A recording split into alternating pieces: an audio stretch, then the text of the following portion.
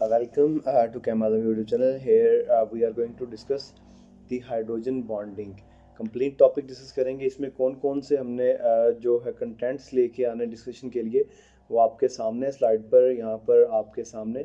हमने सबसे पहले तो कंसेप्ट डायग्राम डिस्कस करनी कि हाइड्रोजन बॉन्डिंग किस कैटेगरी में फॉल करती है. फिर उसके बाद हमने इसकी डेफिनेशंस, एग्जांपल्स, कंडीशंस, एक्सप्लेनेशंस वगैरह इनसे गो थ्रू करते हुए आगे बढ़ना. टाइप्स इसकी जो है वो मेनली डिस्कशन पॉइंट रहेगा हमारा. उसका प्रॉपर्टीज़ एंड फाइनली एप्लीकेशन. उसके बाद चंद एक क्वेश्चंस लेके आएंगे. तो चलिए स्टार्ट करते हैं. सबसे पहले हमारे पास है कंसेप्ट डायग्राम. हाइड्रोजन बॉन्डिंग में कंसेप्ट डायग्राम मेरे ख्याल से ज़रूरी रहेगी, आपकी अंडरस्टैंडिंग में आपकी के लिए काफ़ी हेल्पफुल रहेगी. तो इंटरमॉलिक्यूलर फोर्स हैं.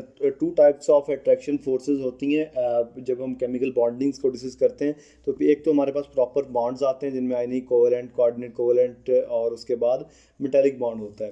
कुछ और टाइप्स के भी होते होंगे लेकिन चार मेन टाइप्स हम बॉन्ड्स की पढ़ते हैं. उसके साथ साथ हम डिस्कशन करते हैं इंटरमॉलिक्यूलर फोर्सेस की. वो बॉन्ड तो होते हैं एटम्स के दरमियान, लेकिन इंटरमॉलिक्यूलर फोर्सेस मॉलिक्यूल के दरमियान जो पाई जाती हैं फोर्सेस जो मॉलिक्यूल्स को जोड़ती हैं. तो इंटरमॉलिक्यूलर फोर्सेस केमिस्ट्री में क्या था, दो तरह की हो सकती है. एक डाइपोल डाइपोल इंटरेक्शंस हो सकती है, लंडन डिस्पर्शन फोर्सेस हो सकती हैं. डाइपोल डाइपोल वो कि जिसमें पोल्स बन जाते हैं, यानी कि पॉजिटिव और नेगेटिव प्रॉपर पोल्स बनते हैं. दूसरी तरफ फिर लंडन डिस्पर्शन है. फिर इसमें इंड्यूस्ड होती हैं, कुछ परमानेंट डाइपोल्स होते हैं. फिर वैंडरवाल फोर्सेस होती हैं और परमानेंट डाइपोल्स की आगे जो टाइप है वो आयन डाइपोल इंटरेक्शंस हो गई. लेकिन ये जो दूसरी तरफ हम डिस्कस कर रहे थे डाइपोल डाइपोल इंटरेक्शन जिसमें पोल्स बनते हैं, इसमें इसकी टाइप है हाइड्रोजन बॉन्डिंग. हाइड्रोजन बॉन्डिंग के बाद इसकी ये आयन इंड्यूस्ड डाइपोल कहते हैं. ये आप छोटी क्लासेस में पढ़ाए होंगे. यहाँ पर हमारा जो कोर टॉपिक है वो हाइड्रोजन बॉन्डिंग था, तो हमने यहाँ पर हाइड्रोजन बॉन्डिंग ही डिस्कस करना है. चलिए नेक्स्ट स्लाइड है हमारे पास हाइड्रोजन बॉन्डिंग की डेफिनेशन और चंद एक एग्जांपल्स होंगी इसमें. पहले नंबर पर तो तारीफ करनी हमने इसकी डेफिनेशन की कि इलेक्ट्रोस्टैटिक फोर्स ऑफ अट्रैक्शन है हाइड्रोजन किन के दरमियान, मालिक्यूल के दरमियान. और वो कौन से मालिक्यूल हो सकते हैं, ऐसे मालिक्यूल जिनके पास हाइड्रोजन एटम हो और वो हाइड्रोजन एटम कोवलेंटली बॉन्डेड हो और वो एटम्स भी हाईली इलेक्ट्रोनेगेटिव हों और स्मॉल इन साइज हों. प्रॉपर डेफिनेशन क्या बनेगी इसकी, दी इलेक्ट्रोस्टैटिक अट्रैक्शन या electrostatic force of attraction between a hydrogen atom. ऐसे हाइड्रोजन एटम वाले मालिक्यूल्स के दरमियान जिनमें हाइड्रोजन एटम जो है कोवलेंटली बॉन्डेड हो स्मॉल हाईली इलेक्ट्रोनेगेटिव एटम के साथ. तो ये वाली फोर्स क्या कहलाएगी, इंटरमॉलिक्यूलर फोर्स हाइड्रोजन बॉन्डिंग कहलाएगी. कि हाइड्रोजन एटम जुड़ा हुआ है एक हाईली इलेक्ट्रोनेगेटिव एटम के साथ, तो वहाँ पर कुछ चीज़ें डेवलप होंगी, कुछ फोर्सेस डेवलप होंगी और वो क्या कहलाएंगी, हाइड्रोजन बॉन्डिंग कहलाएंगी. तो हाइड्रोजन बॉन्डिंग की फर्स्ट एग्जांपल लेते हैं. द मोस्ट स्ट्रॉन्ग जो हाइड्रोजन बॉन्डिंग है वो कहाँ पर होती है, वो हाइड्रोजन फ्लोराइड के केस में होती है. कहता है फ्लोरीन जो है वो स्मॉल इन साइज है और हाईली इलेक्ट्रोनेगेटिव है. उसके साथ जो हाइड्रोजन जुड़ा हुआ है वहाँ पर कुछ फोर्सेस डेवलप हो जाती हैं, आपको ये स्ट्रक्चर में देखने में मिलेंगी. फ्लोरीन जो हाईली इलेक्ट्रोनेगेटिव है और हाइड्रोजन की इलेक्ट्रोनेगेटिविटी फ्लोरीन के मुकाबले में काफ़ी कम है. यहाँ पर क्या होता है, fluorine being a highly electronegative atom pulls करता है इलेक्ट्रॉनिक क्लाउड को या इलेक्ट्रॉन्स को जो कि शेयर कर रखे हुए हैं इन्होंने आपस में बॉन्डिंग के दौरान कोवेलेंट बॉन्ड बनाया, तो शेयरिंग की होती है इन्होंने. फ्लोरीन जब कोशिश करता है खींचने की, मुकम्मल नहीं खींच पाता, पार्शियल खींचता है, यानी कि इलेक्ट्रॉन का झुकाव फ्लोरीन की तरफ होता है. तो अगर मुकम्मल इलेक्ट्रॉन खींच लेता है इस पर नेगेटिव चार्ज आ जाता है. इसने फुली पेयर अपने पास नहीं रखा बल्कि कशिश की और अपनी तरफ झुका लिया इलेक्ट्रॉन्स के पेयर को, जो कि फ्लोरीन और हाइड्रोजन के दरमियान कोवेलेंट बॉन्ड से इलेक्ट्रॉन दरमियान में ठहरे हुए थे. तो फिर इस केस में क्या हुआ, partial charge partial positive hydrogen पर डेवलप हो गया, पार्शियल नेगेटिव फ्लोरीन पर. ये जो पार्शियल डेवलप हुए हैं इन्होंने क्या किया, इन्होंने पोल्स यहाँ पर जनरेट कर दिए, यानी कि पोलर बना दिया इसको. इस केस में क्या हुआ कि फिर एक और फ्लोरीन HF का मालिक्यूल आया, उसमें भी ऐसी फोर्सेस जनरेट हुई, एक और आया, एक और आया. तीन चार मालिक्यूल्स आपके सामने नजर आ रहे हैं. तो ये आपस में जुड़ गए किसके साथ, ये अपोजिट पोल्स जो थे इन्होंने आपस में इंट्रैक्शन बनाई जिसे हमने हाइड्रोजन बॉन्डिंग कह दिया. The another example is hydrogen bonding in water. Water के केस में भी कुछ ऐसा ही होता है. ऑक्सीजन बीइंग हाईली इलेक्ट्रोनेगेटिव क्या करता है अपने पास, हालांकि इसके पास लोन पेयर ऑफ इलेक्ट्रॉन्स भी होते हैं लेकिन ये फिर भी बॉन्डिंग के इलेक्ट्रॉन खींचने की कोशिश करता है हाइड्रोजन से, जिसके केस में इस पर पार्शियल नेगेटिव. और जो इसके साथ दो जुड़े हुए हाइड्रोजन होते हैं वाटर मालिक्यूल के केस में, क्योंकि इसका फार्मूला H2O होता है, दो हाइड्रोजन ऑक्सीजन के साथ जुड़े होते हैं, ये इनकी तरफ से इलेक्ट्रॉन अपने पास खींचता है. तो क्या बन जाता है, पार्शियल नेगेटिव चार्ज इसके ऊपर डेवलप हो जाता है और पार्शियल पॉजिटिव हाइड्रोजन के ऊपर डेवलप हो जाते हैं. कहता है water molecule contains a highly electronegative oxygen atom water molecule के पास क्या होता है, सबसे ज़्यादा इलेक्ट्रोनेगेटिव ऑक्सीजन एटम होता है जो किसके साथ, हाइड्रोजन के साथ जुड़ा होता है। ऑक्सीजन क्या करता है, शेयर पेयर ऑफ इलेक्ट्रॉन अपनी तरफ खींचने की कोशिश करता है, मुकम्मल तो नहीं खींच पाता लेकिन कुछ ना कुछ खींच लेता है। ये बिकम्स नेगेटिव नहीं आएगा, यहाँ पर बिकम्स पार्शियल नेगेटिव आएगा। पार्शियल चार्जेस डेवलप होते हैं, मुकम्मल चार्ज डेवलप नहीं होते। मुकम्मल तब डेवलप होंगे जब पूरे का पूरा इलेक्ट्रॉन को खींच लेता है, जबकि यहाँ पर तो झुकाव आता है, बस इलेक्ट्रॉन झुकते हैं हाईली इलेक्ट्रोनेगेटिव एटम की तरफ। हाइड्रोजन बॉन्डिंग इन अमोनिया की बात करते हैं जब हम, तो यहाँ पर क्या होता है, नाइट्रोजन बीइंग हाईली इलेक्ट्रोनेगेटिव अपने पास क्या करता है, ज़्यादा नेगेटिविटी रखता है, तो साथ ही इसने 3 हाइड्रोजन अपने पास जोड़ रखे होते हैं कोवेलेंट बॉन्डिंग के साथ। ये तीनों से खींचने की कोशिश करता है, तीनों में से किसी एक पर इसका ज़रा रोक चल जाता है, दबदबा, तो उस पर पार्शियल पॉजिटिव चार्ज डेवलप होता है, इसके ऊपर पार्शियल नेगेटिव आता है। ये जो दरमियान में इसने बॉन्ड स्टेबल दिखा दिया, ये स्टेबल नहीं, यहाँ पर पार्शियल नेगेटिव, ये जो पार्शियल पॉजिटिव हैं ये आपस में हाइड्रोजन बॉन्डिंग है। जहाँ पर पार्शियल पॉजिटिव और पार्शियल नेगेटिव के दरमियान आपको बॉन्ड नजर आ रहा होगा, नाइट्रोजन हाइड्रोजन के दरमियान, ये हाइड्रोजन बॉन्डिंग है, ये एक प्रॉपर कोवेलेंट बॉन्डिंग नहीं है। चौथी एग्जांपल लेंगे हाइड्रोजन बॉन्डिंग इन अल्कोहल या कार्बोक्सिलिक एसिड की। अल्कोहल के केस में हाइड्रोजन और ऑक्सीजन के दरमियान भी इस तरह की बॉन्डिंग्स होती हैं, उसने आपको दिखाई डॉटेड स्ट्रक्चर से। ये डॉट जो होती हैं, डॉटेड लाइंस, इनसे हम रिप्रेजेंट करते हैं हाइड्रोजन बॉन्डिंग को। क्या कहता है अल्कोहल में, अल्कोहल ऑर्गेनिक मॉलिक्यूल है जिसके पास OH फंक्शनल ग्रुप होता है। नॉर्मली अगर कोई भी मॉलिक्यूल जिसके पास हाइड्रोजन एटम जुड़ा होता है ऑक्सीजन के साथ या नाइट्रोजन के साथ डायरेक्टली, तो ये हाइड्रोजन बॉन्डिंग इजीली फॉर्म हो जाती है। यहाँ पर इसके बाद एक कार्बोक्सिलिक एसिड की एग्जांपल दी उसने आपको। कार्बोक्सिलिक एसिड का फार्मूला क्या होता है, जनरल फार्मूला RCOOH। एक ऑक्सीजन जो होता है डबल बॉन्ड के साथ कार्बन के साथ जुड़ा होता है, एक सिंपल और साथ हाइड्रोजन। तो ये जो हाफ केस है ये वाला, इस साइड वाला, ये एक मुकम्मल कार्बोक्सिलिक एसिड का जनरल फार्मूला। और ये जो डॉटेड लाइन शो करवा दी, ये हाइड्रोजन बॉन्डिंग है फंक्शनल ग्रुप्स के दरमियान बनी हुई।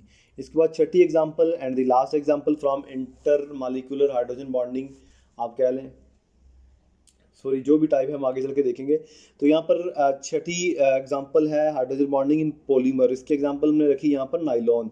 इस केस में क्या होता है कि फंक्शनल ग्रुप जो है नाइलॉन का एक मॉलिक्यूल दूसरे नाइलॉन के मॉलिक्यूल के साथ क्या करता है, हाइड्रोजन बॉन्डिंग बनाता है। एक हाइड्रोजन जो नाइट्रोजन के साथ जुड़ा हुआ है, दूसरा हाइड्रोजन दूसरी तरफ से ऑक्सीजन जो है वो हाइड्रोजन के साथ किस तरह की शराकत करने की कोशिश करता है। तो ये जो दरमियान में हाइड्रोजन और ऑक्सीजन के साथ बॉन्डिंग बनी हुई है, ये क्या कहलाती है, ये हाइड्रोजन बॉन्डिंग। दूसरी तरफ भी कुछ ऐसा ही आपको नज़र आ रहा होगा।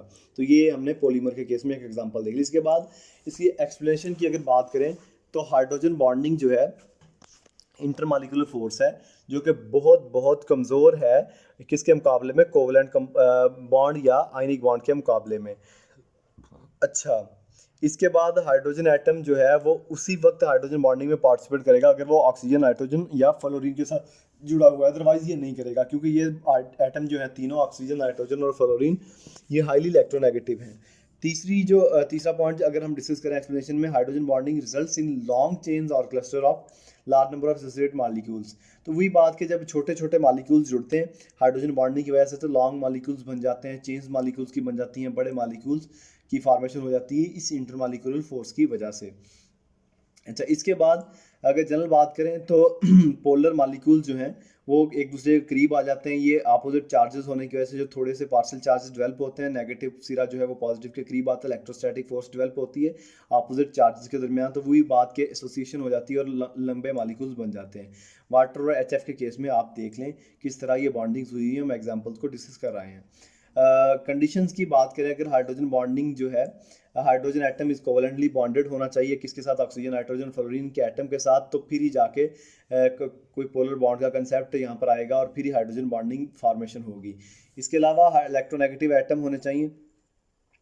कौन कौन से, ऑक्सीजन, नाइट्रोजन और फ्लोरीन, इनके दरमियान पोलर बॉन्ड होना चाहिए, अनशेयर्ड पेयरिंग ऑफ इलेक्ट्रॉन होनी चाहिए। इसके बाद हाइड्रोजन एटम जो है कोवलेंटली बॉन्डेड होगा इनके साथ, तभी जाके इस तरह की कुछ चीज़ें डेवलप होंगी जो आपके सामने नज़र आ रही हैं आपको। अच्छा, इसके अलावा टाइप्स की बात कर लेते हैं नेक्स्ट स्लाइड में। टाइप्स कौन कौन सी हो सकती हैं? 2 टाइप्स की हाइड्रोजन बॉन्डिंग हो सकती है। पहली टाइप इंटरमॉलिक्यूलर जिसे हम एसोसिएशन कहते हैं, और दूसरी टाइप इसकी चिलेशन यानी इंट्रामॉलिक्यूलर हाइड्रोजन बॉन्डिंग। यहाँ पर थोड़ी देर के लिए स्टे लेते हैं। ये जो इंटरमॉलिक्यूलर और इंट्रामॉलिक्यूलर हम समझ लें ज़रा।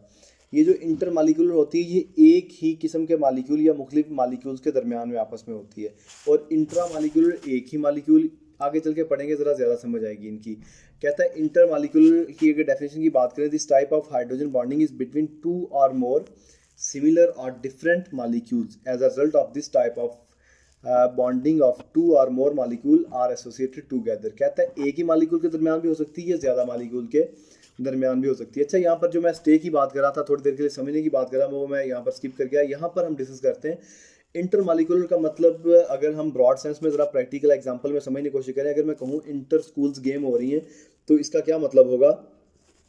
इंटर स्कूल्स गेम का मतलब होगा कि ऐसी गेम्स जो स्कूलों के दरमियान में हो रही, मुख्तलिफ स्कूल्स के दरमियान में हो रही। या अगर मैं इंटर यूनिवर्सिटी स्पोर्ट्स की बात करूं, तो मुख्तलिफ यूनिवर्सिटीज़ के आपस में जो मैचेस हो रहे होते हैं उनके दरमियान, यानी एक यूनिवर्सिटी और दूसरी किसी यूनिवर्सिटी के दरमियान जो मैचेस हो रहे हैं, तो वो क्या होंगे? वो इंटर मालिकुलर हो जाएंगे, इंटर यूनिवर्सिटीज़ हो जाएंगे। अगर मैं इंट्रा की बात करूँगा, तो इंट्रा का मतलब एक ही यूनिवर्सिटी के अंदर हमने मुख्तलिफ क्लासेस या मुख्तलिफ डिपार्टमेंट्स या एक ही स्कूल के अंदर हमने मुख्तलिफ क्लासेस की आपस में मैचेस करवा दिए। Intra mean within one, जबकि inter mean within that और विद इन द सेम या विद इन डिफरेंट। यहाँ पर बात नंबर्स की बढ़ जाएगी, यानी कि मुख्तलिफ यूनिवर्सिटीज़ भी हो सकती हैं या एक ही तरह की यूनिवर्सिटीज़ हो सकती हैं, यूनिवर्सिटीज़ का यूनिवर्सिटीज़ के साथ। जबकि जब इंट्रा की बात करेंगे तो विद इन द यूनिवर्सिटी या विद इन द बिल्डिंग या विद इन द डिपार्टमेंट हो जाएगा। अच्छा, इसके बाद इसकी एग्जांपल्स की बात कर लेते हैं। इंटरमॉलिक्यूलर जो हाइड्रोजन बॉन्डिंग है, इसकी एग्जांपल हम पहले भी डिस्कस कर रहे हैं। Ammonia water, hydrogen fluoride, alcohols, carboxylic acid, ये सारी एग्जांपल मैं वन बाय वन पहले डिस्कस कर आया हूँ, तो इनकी मैंने डायग्राम्स यहाँ पर मेंशन कर दी हुई हैं। इसके अलावा दूसरी जो टाइप आती है वो इंट्रामॉलिक्यूलर हाइड्रोजन बॉन्डिंग, से आप चिलेशन भी कह सकते हैं। तो कहता है in some cases hydrogen bonding occurs within single molecule, एक ही मालिक्यूल के दरमियान। This type of hydrogen bonding is between two functional groups of the same molecule. एक ही मालिक्यूल में अगर दो मुख्तलिफ फंक्शनल ग्रुप लगे हुए हैं तो उनके दरमियान भी हो सकती है, या एक रिंग के दरमियान भी हो सकती है। ये हम एग्जांपल डिस्कस करेंगे तो आपको ज़्यादा समझ आएगी। दो तीन एग्जांपल्स हमने यहाँ पर इसकी डिस्कस करनी है। पहली आर्थो हाइड्रोक्सी बेंजल्डिहाइड, जिसे सैलिसल्डिहाइड भी कहते हैं। दूसरी आर्थो नाइट्रोफिनोल, तीसरी आर्थो क्लोरोफिनोल। तो ये तीनों एग्जाम्पल्स किसके? इंट्रामॉलिक्यूलर हाइड्रोजन बॉन्डिंग की। चलिए देख लेते हैं इनको। पहली आर्थो नाइट्रोफिनोल, दूसरी पैरानाइट्रोफिनोल। आर्थोनाइट्रोफिनोल के केस में क्या है? Intramolecular hydrogen bonding. आप देख रहे हैं यहाँ पर ये नाइट्रो जो फंक्शनल ग्रुप लगा हुआ NO2 जो है और OH फंक्शनल ग्रुप, इसके दरमियान हाइड्रोजन बॉन्डिंग हुई है डॉटेड सी। O और OH का अल्कोहलिक फंक्शनल ग्रुप का और नाइट्रो फंक्शनल ग्रुप का O जो है, इनके दरमियान जाके बॉन्डिंग हुई, OH आपस में जुड़ गए हाइड्रोजन बॉन्डिंग से। ये क्या हुई? ये इंट्रामॉलिक्यूलर, एक ही मॉलिक्यूल के मुख्तलिफ फंक्शनल ग्रुप्स के दरमियान। तो इसे हम कहेंगे फर्स्ट एग्जांपल को इंट्रामॉलिक्यूल। जबकि दूसरी एग्जांपल पैरानाइट्रोफिनोल है। यहाँ पर दो मॉलिक्यूल्स आपस में जुड़े और दोनों के फंक्शनल ग्रुप्स आल्दो मुख्तलिफ हैं, लेकिन ये मॉलिक्यूल्स में मुख्तलिफ हो गए, एक ही मॉलिक्यूल नहीं है। तो चूंकि हम एक मॉलिक्यूल की कैटेगरी से बाहर निकल गए, तो फिर ये क्या हुई? ये इंटरमॉलिक्यूलर हाइड्रोजन बॉन्डिंग हुई। इसके अलावा the second example is here that salicylaldehyde. Salicylaldehyde के केस में आपको नजर आ रहा है कार्बोनिल फंक्शनल ग्रुप, यानी एल्डिहाइडिक फंक्शनल ग्रुप है एक, और दूसरा कौन सा फंक्शनल ग्रुप है? Alcoholic functional group. इन दोनों के दरमियान हाइड्रोजन बॉन्डिंग हुई, इसे हम कहेंगे इंट्रामॉलिक्यूलर हाइड्रोजन बॉन्डिंग। और दूसरी आपके सामने है आर्थोक्लोरोफिनोल, ये भी इंट्रामॉलिक्यूलर हाइड्रोजन बॉन्डिंग है क्लोरीन और अल्कोहलिक फंक्शनल ग्रुप के H के दरमियान। तो एक ही मॉलिक्यूल के मुख्तलिफ फंक्शनल ग्रुप्स के दरमियान हो रही है। इसके बाद एसिटाइल एसीटोन है, यहाँ पर भी आपको हाइड्रोजन बॉन्डिंग देखने को मिलेगी। OH और कार्बोनिल का ये फंक्शनल ग्रुप है, यानी एल्डिहाइडिक फंक्शनल ग्रुप और अल्कोहलिक फंक्शनल ग्रुप के दरमियान ये डॉटेड लाइंस हैं। इसी तरह ये एक और एग्जांपल है, यहाँ पर भी आपको देखने को मिल रही है। तो ये कुछ एग्जांपल्स थी इंट्रामॉलिक्यूलर हाइड्रोजन बॉन्डिंग की, ऐसी हाइड्रोजन बॉन्डिंग जो एक ही मॉलिक्यूल के मुख्तलिफ फंक्शनल ग्रुप्स के दरमियान हो रही है। इसके अलावा प्रॉपर्टीज ऑफ हाइड्रोजन बॉन्डिंग है। प्रॉपर्टीज की बात करें, सबसे पहले प्रॉपर्टी सॉल्युबिलिटी आती है। Lower alcohols are soluble in water because of hydrogen bonding which can take place between water and alcohol molecule. चूंकि वाटर मॉलिक्यूल में पोल्स डेवलप हो रहे होते हैं हाइड्रोजन बॉन्डिंग की वजह से, partial positive partial negative charge, तो ये पोलर मॉलिक्यूल्स को अपने अंदर डिसॉल्व करने की सलाहियत रखता है। वो कहता है सॉल्युबिलिटी। अल्कोहल सॉल्युबल हो जाती है किसकी वजह से? हाइड्रोजन बॉन्डिंग की वजह से। वोलाटिलिटी की बात कर लेते हैं।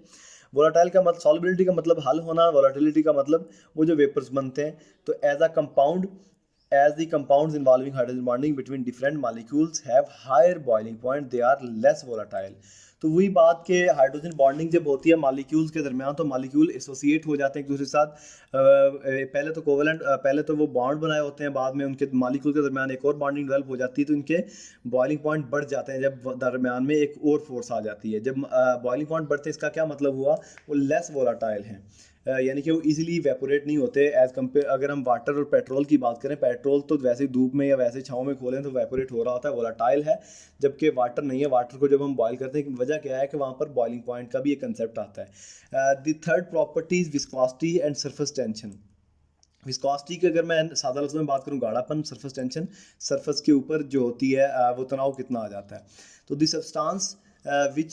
substances which contain hydrogen bonding exist as associated molecule। वही बात कि जब मालिक्यूल के दरमियान हाइड्रोजन बॉन्डिंग आएगी तो मालिक्यूल एक दूसरे के साथ किसी अच्छे रिश्ते से मुंसलिक हो जाएंगे, so their flow becomes comparatively difficult. तो वहाँ पर मूवमेंट जो होगी मालिक्यूल, ऐसे ही आप देखें जब आप वाटर ड्रॉपलेट या पानी को नीचे बहाते हैं तो वो ड्रॉपलेट्स की फॉर्म में गिरते गिरते काफ़ी दूर तक रोलिंग की फॉर्म में बहता चला जाता है। तो वाटर ड्रॉपलेट्स रोल होते हैं। ये वजह क्या है? ये इंटरमॉलिक्यूलर फोर्स वहाँ पर असिस्ट कर रही है दरमियान में वाटर मॉलिक्यूल्स को ड्रॉपलेट्स की फॉर्म में। अच्छा, they have higher viscosity and high surface tension.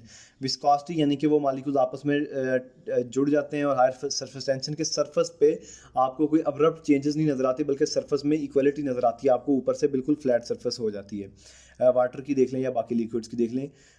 इसके बाद the lower density of ice than water, this is also an important topic of discussion throughout your chemistry classes. बड़ी classes तक ये discuss होता रहता है जी, वाटर पर आइस क्यों फ्लोट करती है। ये डिटेल्ड टॉपिक है, यहाँ पर मैं डिस्कस वैसे नहीं कर रहा, जितना हमारे यहाँ पर कंसर्न है वो डिस्कस कर रहे हैं। ये लहदा से कभी डिस्कस कर लेंगे, खैर आपको दूसरी साइट्स पर या दूसरे चैनल्स पर भी मिल जाएगा। तो लोअर डेंसिटी होती है आइस की वाटर के मुकाबले में। This is due to the hydrogen bonding and also due to some other factors.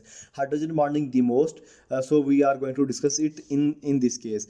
तो कहता है in the case of solid ice, जब आइस बनती क्या होता है, हाइड्रोजन बॉन्डिंग डिवेल्प हो रही होती है। हाइड्रोजन बॉन्डिंग जब डिवेल्प होती है, सिंपल सी बात है, आइस बनने के फॉर्मेशन में क्या होता है, हाइड्रोजन बॉन्डिंग डेवलप होती है और मॉलिक्यूल्स शेप में आना शुरू हो जाते हैं। जब मॉलिक्यूल तरतीब में आते हैं तो उनके दरमियान में खला आ जाता है। पानी के केस में तो ऐसा नहीं होता, मॉलिक्यूल बिल्कुल अब्रप्टली एक दूसरे के ऊपर विदाउट एनी गैप एक दूसरे के साथ जुड़े होते हैं। लेकिन जैसे ही मॉलिक्यूल्स जो हैं वो आइस फॉर्मेशन में जाते हैं तो दरमियान में गैप आ जाता है। मॉलिक्यूल्स इन मैनर प्रॉपर तरतीब के साथ अरेंज हो रहे होते हैं, दरमियान में जो गैप आता है उस गैप की वजह से वाइड आ जाता है। वाइड में यानी कि मॉलिक्यूल्स दूर दूर हो जाते हैं थोड़ा सा, तो आइस की डेंसिटी कम हो जाती है। हालांकि हमने फिजिक्स में पढ़ रखा है कि सॉलिड चीज़ों की डेंसिटी ज़्यादा होनी चाहिए लिक्विड से, लेकिन यहाँ पर क्या होता है, ice being a solid is less dense than water due to this hydrogen bonding because of cage like structure within the water molecule within ice molecule gives inside a hole due to which molecules further apart.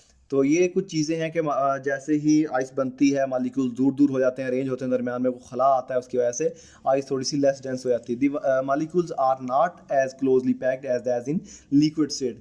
तो when ice melts this cage like structure collapse, जब ice melt होती है, कहता है वो फिर दोबारा पानी की फॉर्मेशन में आता है, फिर उसकी डेंसिटी बढ़ जाती है जब पानी बनता है। तो दस for the same mass of water the volume decreases and density increases. Volume कहता है जब कम होना शुरू हो जाता है, जब पानी बनता है डेंसिटी बढ़ जाती है। हालांकि बर्फ़ जब बनती है, आइस बनती है, आइस फॉर्मेशन में वॉल्यूम बढ़ता है और डेंसिटी कम होती है। आपने देखा है जब आप बर्फ़ जमाते हैं फ्रीजर में रख के तो क्या होता है, आपने पानी रखा होता है बिल्कुल बाउल में उसके किनारों के बराबर करके, लेकिन जब आइस बन जाती है तो बाउल में किनारों के ऊपर तक आइस चढ़ी होती है ड्यू टू हाइड्रोजन बॉन्डिंग और due to proper arrangement of molecules in ice structure. इसका एक मैंने डायग्राम भी यहाँ पर डिस्कस किया है, आपको नज़र आ रहा होगा। तो जब आइस बनती है तो आइस के केस में इस तरह जाके मॉलिक्यूल्स अरेंज हो जाते हैं। आप देख रहे हैं किस तरह खला आ जाता है मॉलिक्यूल के दरमियान, और ये जो खला आता है इसकी वजह से आइस लेस डेंस हो जाती है। एप्लीकेशंस ऑफ हाइड्रोजन बॉन्डिंग की अगर बात करें तो हाइड्रोजन बॉन्ड्स वीक बॉन्ड हो सकते हैं। आप कह सकते हैं कि हाइड्रोजन बॉन्डिंग जो है, जो कि इंटरमॉलिक्यूलर फोर्स है और एक वीक फोर्स है। पहले भी मैंने बात की, कोवेलेंट और आयनिक बॉन्ड से काफ़ी कमज़ोर फोर्स है। Hydrogen bonding that can occur between water and alcohol molecule, lower alcohols are soluble. तो कहता है इसका एक फ़ायदा ये है कि हाइड्रोजन बॉन्डिंग की वजह से पानी और दूसरे ऑर्गेनिक सॉल्वेंट्स जो हैं वो पानी में हल हो जाते हैं हाइड्रोजन बॉन्डिंग के केस में, क्योंकि उनके दरमियान पोल्स होते हैं। पोलैरिटी जो है makes them soluble in each other. इसके बाद थर्ड पॉइंट है कंपाउंड्स मेल्टिंग पॉइंट राइजेस। तो मेल्टिंग पॉइंट की एक इसमें एप्लीकेशन आ गई कि जिन जिन कंपाउंड में हाइड्रोजन बॉन्डिंग पाई जाती है एंड मुमकिन है वहाँ पर कि बॉइलिंग पॉइंट और मेल्टिंग पॉइंट्स वहाँ पर बढ़ जाएं। अच्छा, इसके बाद जो फोर्थ पॉइंट है, compound having hydrogen bond is more soluble as compare to other. वही बात पानी की यहाँ पर बात करें तो ज़्यादा मुनासिब होगा कि जब हाइड्रोजन बॉन्डिंग होती है, लाइक डिजॉल्व लाइक वाला केस के अपोजिट पोल्स डेवलप होते हैं, वहाँ पर ईजिली सॉल्युबल हो जाती हैं चीज़ें। फिफ्थ पॉइंट क्या है, compound will be acidic. Compound acidic होगा if it does not have a hydrogen atom. Because it will be easier to remove hydrogen ions from the compound. अगर हाइड्रोजन बॉन्डिंग नहीं होगी तो अपोजिट पोल्स नहीं develop होंगे और molecules के दरमियान जो हाइड्रोजन होंगे वो इजीली वहाँ पर डिसोसिएट कर पाएंगे। तो हम कह सकते हैं जहाँ पर हाइड्रोजन बॉन्डिंग होती है वहाँ पर मॉलिक्यूल लेस एसिडिक होते हैं, जहाँ पर हाइड्रोजन बॉन्डिंग नहीं होती वहाँ पर मोर एसिडिक होते हैं, इजीली हाइड्रोजन दे देते हैं। तो these are applications of hydrogen bonding. Here are few questions that may randomly asked by examiner in your question paper. So the first question here is how many hydrogen bonds can be formed by a water?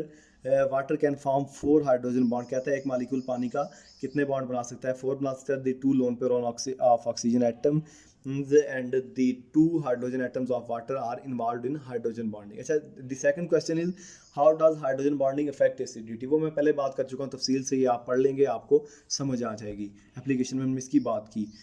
The another slide has also few questions. These questions are why do polar compound dissolve in water? Polar compound dissolve in water due to hydrogen bonding। ये भी बाद में पहले discuss कर रहा हूँ, ये आप देख लेंगे पढ़ लेंगे। अच्छा, इसके बाद the fourth question what are the consequences of hydrogen bonding?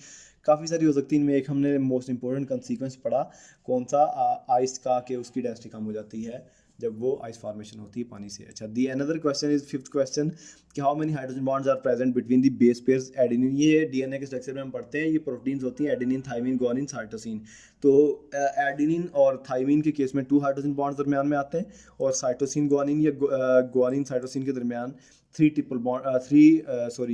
Triple bond होता है। किसके दरमियान है? गुआनिन और साइटोसिन के दरमियान में। डबल बॉन्ड होता है किसके दरमियान में? एडेनिन और थाइमिन के दरमियान में। ये एमसीक्यूज में भी आपसे पूछ सकता है। So this is your topic of hydrogen bonding. Hope so it covers all of your understandings and misconceptions about hydrogen bonding and it may prove to be helpful for your exams and concepts overthrough. Okay, तक इतना ही। अल्लाह हाफिज़।